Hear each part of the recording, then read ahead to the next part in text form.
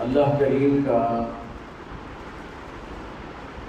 ارب بہا شکریہ کہ جس کی خاص توفیق، خاص رحمت، خاص کرم اور خاص فضل سے ہم سب کو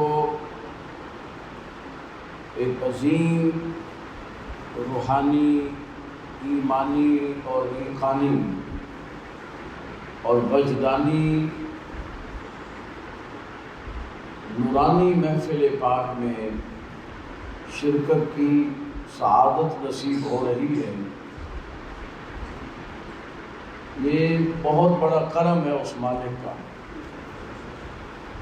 اس کو کم اعزاز نہ سمجھا کریں۔ یہ تو قبر میں جب ہم جائیں گے نا، پھر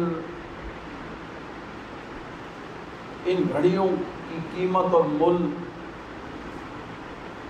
ہمیں ملے گا رب ذوالجلال کی بارگاہ سے، اور پھر ہم کاش کا لفظ استعمال کرتے کہ کاش ہم ساری زندگی ایسی محافل میں ہی بس گزار دیتے۔ تو اللہ کا فضل ہے، اللہ کا کرم ہے۔ موسم جو باہر کا ہے نا جی، اس کی خرابی کے باوجود ہم نے حضور کی امت جو ہے اس کے اندر کے موسم کو بہترین کرنے کے لیے یہ خوبصورت محفل پاک، ماہانہ محفل ذکر و فکر الحمدللہ پوری توانائی کے ساتھ، پورے تزک و احتشام کے ساتھ، پوری رونائی اور زیبائی کے ساتھ انعقاد پذیر ہو رہی ہے۔ اور دعا فرمائیں آپ بھی اور میں بھی عرض کرتا ہوں رب ذوالجلال کی بارگاہ میں کہ یہ جو ہمارا روحانی سلسلہ، نورانی سلسلہ، سلسلہ نور یہ جو چلا ہے، دعا کیجئے یہ سلسلہ قیامت تک چلتا رہے۔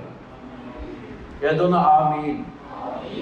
یعنی ہماری آنے والی نسلیں بھی اسی سلسلے کے تسلسل کو برقرار رکھیں قیامت تک۔ تلاوت کلام پاک آپ سماعت فرما رہے تھے، اور یہ وہ کتاب ہے کہ جب اس کی آیات بینات کی تلاوت کی جاتی ہے، جن کو اللہ تبارک و تعالی نے دل کی آنکھ عطا فرمائی ہے، وہ دیکھتے ہیں کہ جو ہی آیات بینات کی تلاوت ہو رہی ہوتی ہے، یوں محسوس ہوتا ہے کہ میرا کریم رب چہار سو رنگ و نور کی بارش برسا رہا ہوتا ہے۔ الحمدللہ۔ اور جس ادارے میں ہم بیٹھے ہیں، آپ کو پتہ ہے اس ادارے کا کیا نام ہے؟ بولو کیا نام ہے اس ادارے کا؟ ادارہ منہاج الرسول صلی اللہ علیہ وسلم۔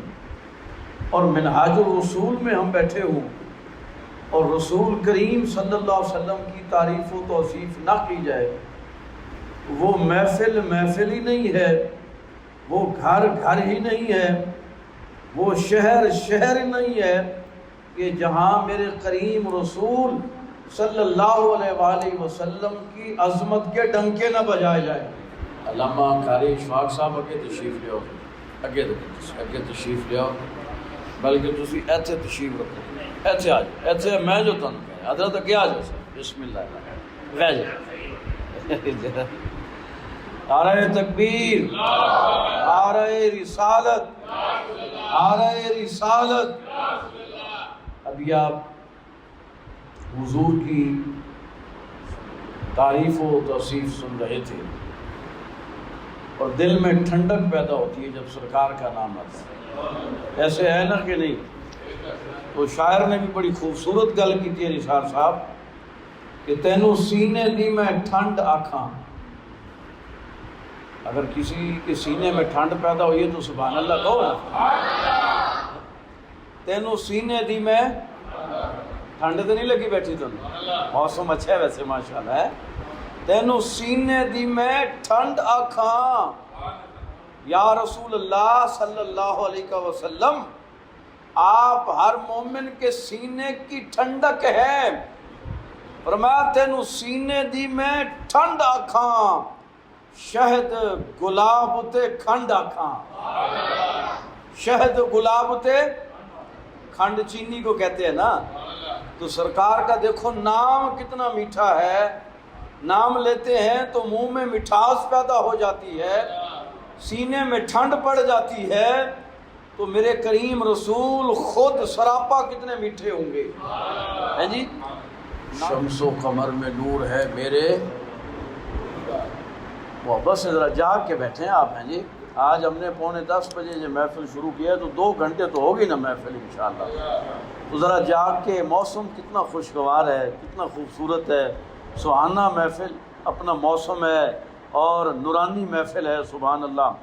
چہروں پہ تازگی، فرحت ہے، سبحان اللہ، ایسے لگے کہ جیسے یہ سارے گلاب کے پھول بیٹھے ہوئے ہیں ماشاءاللہ، محبت کے ساتھ اور بڑے جوش اور جذبے کے ساتھ۔ الحمدللہ آج کی جو ہماری محفل پاک ہے، ہم نے اس محفل پاک کو منسوب کیا ہے داماد رسول، سفیر رسول، امیر المومنین حضرت عثمان غنی ذو النورین رضی اللہ تعالی عنہ کی شخصیت کے حوالے سے، کیونکہ کل جو گزرا ہے نا 18 ذو الحج، یہ سفیر رسول، داماد رسول حضرت عثمان غنی رضی اللہ تعالی عنہ کا یوم شہادت تھا، تو ہم نے وہاں سے فیض حاصل کرنے کے لیے، برکت حاصل کرنے کے لیے آپ کی بارگاہ سے اپنی اس محفل پاک کو بھی آپ کی شخصیت اور آپ کے نام نامی منسوب کی ہے۔ اور دوسری بات، آپ نے سنا ہوگا کہ عید والے دن، یعنی ہمارے ہاں جب عید تھی اس سے پہلے سویڈن میں عید تھی، عید والے دن اس بدبخت لعین کافر، اس پلید اور خنزیر اور سور، اس شخص نے وہاں پہ قرآن کریم کو جلانے کی ناپاک سازش کی، لیکن یاد رکھیے آج تک جس کسی نے بھی قرآن کریم کے ساتھ چھیڑ چھاڑ کی ہے اور قرآن کریم کی عظمت اور عزت کو داغدار کرنے کی کوشش کی ہے، یہ ہم نے دیکھا ہے، یہ ہم نے پڑھا ہے۔ قرآن کا تو کچھ نہیں بگاڑ سکتے، کیونکہ قرآن کی حفاظت کا ذمہ میرے کریم رب نے خود لیا ہوا ہے۔ اِنَّا نَحْنُ نَزَّلْنَا الذِّكْرَ وَإِنَّا لَهُ لَحَافِظُونَ، رب نے خود فرمایا ہے کہ اے میرے بندو، یہ یہود و نصارہ یہ تمام تر ٹیکنالوجی بھی لے کے آ جائیں، لیکن کیونکہ اس کلام کو میں رب نے نازل کیا ہے، یہ کلام، اس کا صفحہ یا سورت یا آیت تو کجا اس کی شد مد زیر اور زبر میں بھی تبدیلی نہیں لا سکتے، کیونکہ ہم نے اس کی حفاظت کا ذمہ لیا ہے، اور جس کی حفاظت کا ذمہ رب ذوالجلال اپنے ذمے لے لے، پھر دنیا کی کوئی طاقت قیامت تک اس کا کچھ نہیں بگاڑ سکتی۔ اور ہم نے دیکھا ہے، ہم نے سنا ہے، الحمدللہ تاریخ کے صفحات گواہ ہیں، جس نے بھی قرآن کو جلانے کی کوشش کی ہے، میرے کریم رب نے ان کی نسلوں کو جلا کے راکھ کر دیا ہے انشاءاللہ۔ تو ہم نے اس اپنی محفل پاک کو قبلہ گوندل صاحب حرمت قرآن، عظمت قرآن، عزت قرآن کے نام وقف کیا ہوا ہے، اور آج انشاءاللہ قرآن کی عظمت کے ڈنکے پوری دنیا میں بج رہے ہیں، اور قیامت تک قرآن کا نور میرا کریم رب ہر سو پھیلاتا رہے گا الحمدللہ۔ آج میں نے عرض کیا تھا کہ یہ جو محفل پاک ہے نا، یہ سفیر رسول، داماد رسول حضرت عثمان غنی رضی اللہ تعالی عنہ کی شخصیت سے منسوب ہے، اور حضرت عثمان غنی رضی اللہ تعالی عنہ کو رب ذوالجلال نے بڑی خاصیتوں سے نوازا ہے، بڑی فضیلتوں سے نوازا ہے۔ میرے کریم رسول صلی اللہ علیہ وآلہ وسلم کی حدیث پاک ہے میرے کریم نے فرمایا کہ ہر نبی کا جنت میں ایک رفیق ہوگا، ہر نبی کا جنت میں ایک رفیق اور ساتھی ہوگا۔ میرے کریم رسول صلی اللہ علیہ وسلم نے فرمایا کہ جنت میں میرا رفیق عثمان ہوگا۔ میرا رفیق کون ہوگا؟ عثمان ہوگا۔ ایک صحابی رسول نے حضور نبی کریم صلی اللہ علیہ وسلم سے پوچھا، المستدرک کی حدیث بیان کر رہا ہوں، عرض کی یا رسول اللہ صلی اللہ علیہ وسلم یہ ارشاد فرمائیے کہ کیا جنت میں بجلی ہوگی، جنت میں روشنی ہوگی، جنت میں لائٹ کا انتظام ہوگا؟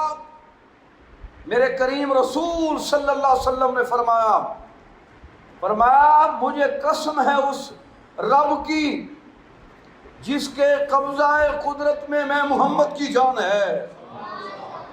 فرمایا مجھے قسم ہے اس رب کی جس کے قبضہ قدرت میں محمد کی جان ہے۔ فرمایا جب میرے عثمان کو جنت منتقل کیا جائے گا، جنت میں داخل کیا جائے گا، تو اللہ تبارک و تعالی میرے عثمان کے نور سے جنت کو جگمگا دے گا۔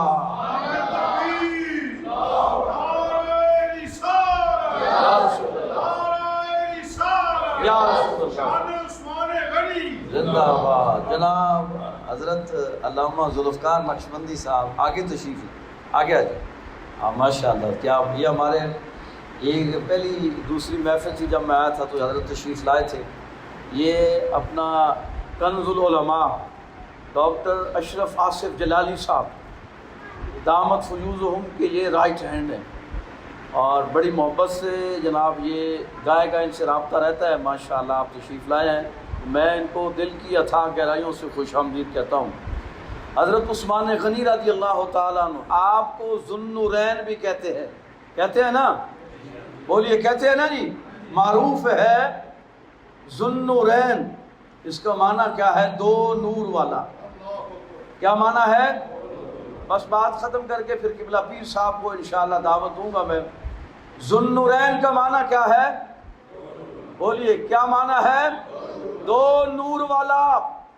ایک تو آپ سنتے رہتے ہیں نا کہ دو نور زادیاں، دو صاحبزادیاں، دو شہزادیاں میرے کریم رسول صلی اللہ علیہ وسلم کی وہ حضرت عثمان غنی رضی اللہ تعالی عنہ کے عقد میں اور نکاح میں تھی، اس وجہ سے ذو النورین کہا جاتا ہے۔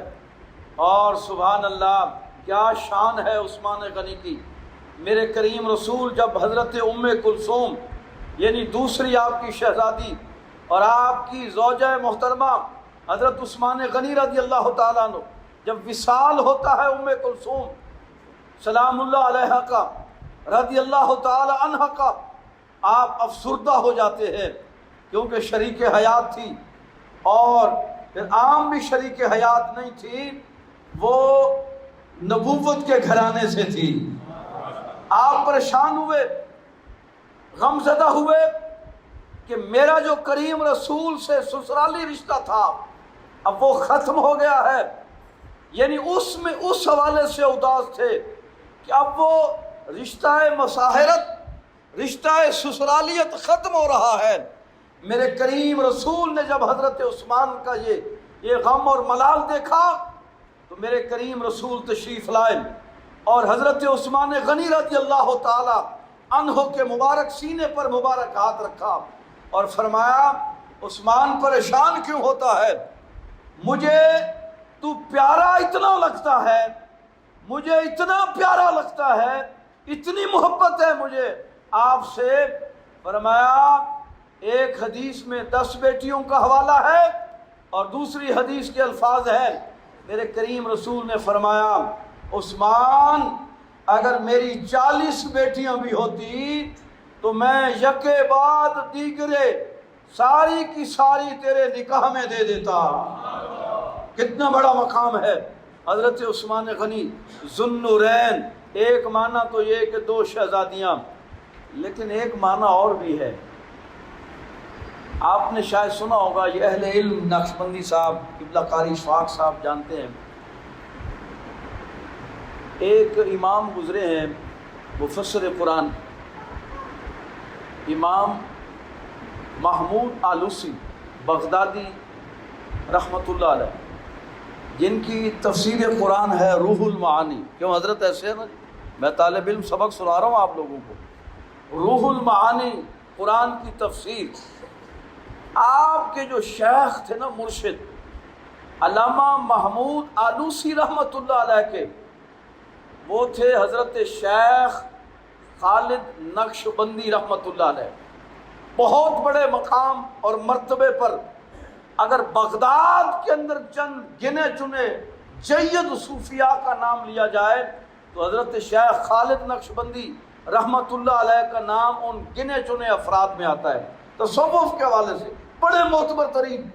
آپ فرماتے ہیں دوسری جلد روح المعانی کی، اس میں یہ آپ نقل فرماتے ہیں ذوالنورین کی وجہ کہ حضرت عثمان غنی کو ذوالنورین کیوں کہتے ہیں. آپ فرماتے ہیں میرے کریم مرشد ایک مرتبہ درس قرآن دے رہے تھے اور جمع غفیر تھا، اور آپ تصوف کے عقدے حل فرما رہے تھے، اور حل فرماتے فرماتے آپ نے فرمایا رب تعالیٰ نے کاملین کو 4 مراتب عطا فرمائے ہیں، 4 مرتبے عطا فرمائے کاملین کو. فرمایا سب سے پہلا جو مرتبہ ہے وہ ہے مرتبہ نبوت. کیا ہے؟ بولیے کون سا مرتبہ ہے؟ وہ ہے مرتبہ نبوت. دوسرا مرتبہ ہے صدیقیت، تیسرا مرتبہ ہے شہادت، چوتھا مرتبہ ہے ولایت. آپ یہ بیان کر کے فرماتے ہیں، آپ فرماتے ہیں مرتبہ نبوت کے جو قطب مدار ہیں وہ کوئی اور نہیں ہے، اس پوری کائنات میں آمنہ کا لال ہے. یعنی مرتبہ نبوت کے قطب مدار وہ ہیں کریم رسول صلی اللہ علیہ وسلم. اور فرمایا مرتبہ صدیقیت کے جو قطب مدار ہیں وہ فرمایا حضرت ابو بکر صدیق رضی اللہ تعالیٰ عنہ ہیں. اور فرمایا جو مرتبہ شہادت کے قطب مدار ہیں وہ فرمایا حضرت عمر فاروق رضی اللہ تعالیٰ عنہ ہیں. اور پھر فرمایا جو مرتبہ ولایت کے قطب مدار ہیں فرمایا وہ کوئی اور نہیں ہے، وہ مولا علی شیر خدا کرم اللہ وجہ الکریم ہے. اب جب یہ بات کی آپ نے، حضرت ابو بکر صدیق کا نام لیا، حضرت عمر فاروق کا نام لیا، اور حضرت علی المرتضیٰ کا نام لیا، بیچ میں ایک صحابی رسول خلفۂ راشدین میں سے ان کا نام مس کر دیا.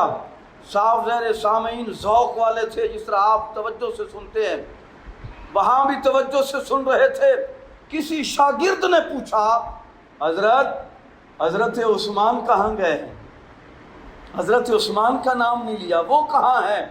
تو سنیے حضرت شیخ خالد نقشبندی رحمت اللہ علیہ جو حضرت محمود آلوسی رحمت اللہ علیہ کے مرشد کامل ہیں، آپ فرماتے ہیں وہ ذوالنورین ہیں، وہ ذوالنورین ہیں. انہوں نے 2 نور پائے ہیں. کس وجہ سے 2 نور؟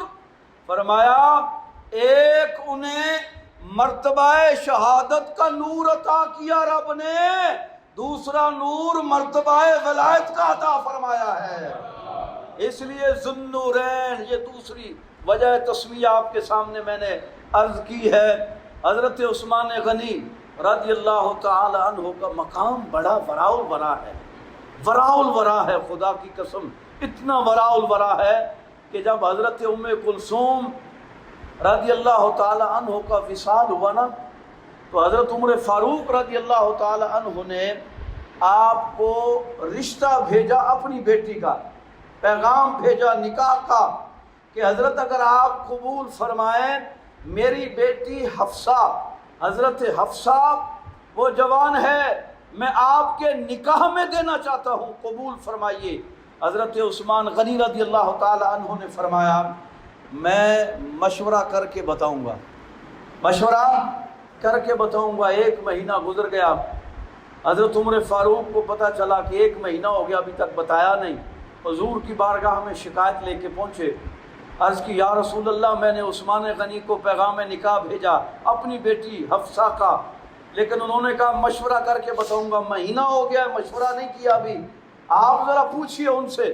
حضور کے الفاظ سنیے، میرے کریم رسول کے لبہ نور ہلے اور وہاں سے نورانی پھول جھڑے۔ میرے کریم رسول نے فرمایا سن عمر، کیا تو یہ پسند نہیں کرتا؟ میں آپ کو بتانا چاہتا ہوں کہ حضرت عثمان غنی کا مقام اور مرتبہ کیا ہے۔ فرمایا عثمان کو رب تعالی، عثمان کو بولیے رب تعالی، یعنی جب حضرت رقیہ کا وصال ہوا تو پھر یہ بات چلی، تو فرمایا اللہ تعالی حضرت عثمان کو تیری بیٹی سے افضل بیوی عطا فرمائے گا۔ جب پہلی زوجہ فوت ہوئی نا حضرت رقیہ، اس وقت کی بات ہے کہ تیری بیٹی حفصہ سے اللہ تبارک و تعالی عثمان کو افضل زوجہ اور خاتون عطا فرمائے گا۔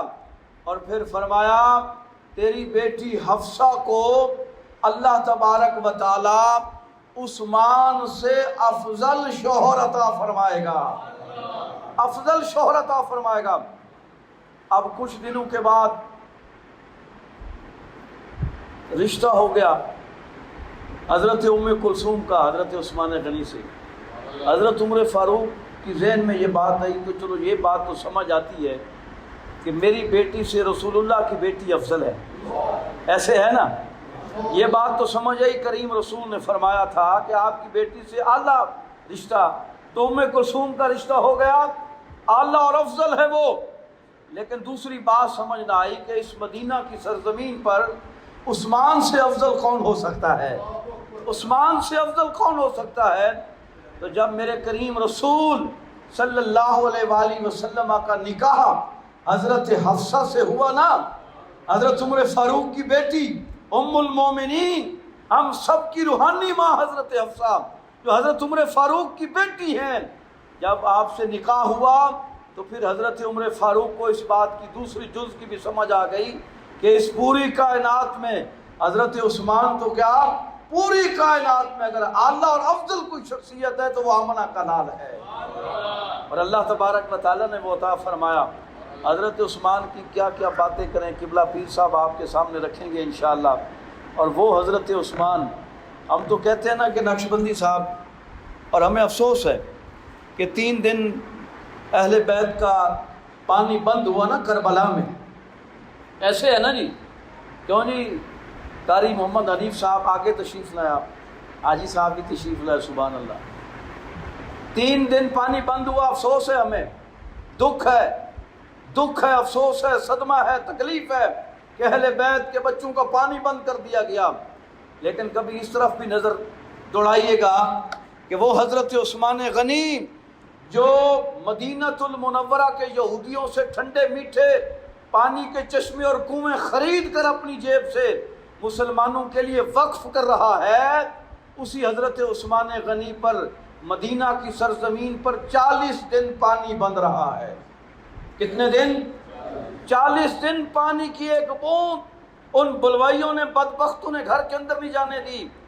اور آپ نے پھر آخری جو دن تھا شہادت کا، جمعہ کا دن تھا، روزے کی حالت تھی، آپ اپنے گھر کی چھت پہ کھڑے ہو گئے اور کہا ظالمو، یہ جو مسجد نبوی تمہیں نظر آ رہی ہے نا، اس کو وسعت کس نے دی تھی؟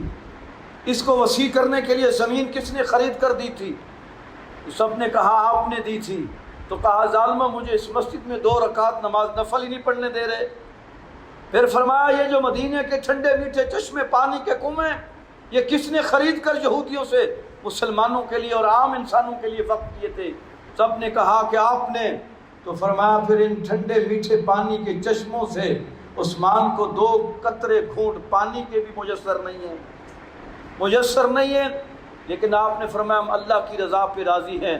اور میرے کریم رسول نے اسی رات خواب میں حضرت عثمان غنی کو فرمایا تھا عثمان غنی، اے میرا عثمان ظالموں کے نرغے میں ہے، چاہتا ہے تو ان کو تباہ و برباد کر دیا جائے، لیکن دوسری شرط یہ ہے کہ میری خواہش یہ ہے کہ آج کا جو روزہ ہے وہ تو میرے پاس آ کے افطار فرما دے۔ تو آپ نے فرمایا اس سے بڑی سعادت کیا ہو سکتی ہے کہ میں روزہ آج رسول اللہ کی بارگاہ میں، یہ تو ساری اللہ کی طرف سے یہ قدرتیں ہوتی ہیں۔ تو پھر جمعہ کا دن تھا، 82 سال کی عمر میں وہ بزرگ صحابی رسول روزے کی حالت میں شہید کر دیا جاتا ہے۔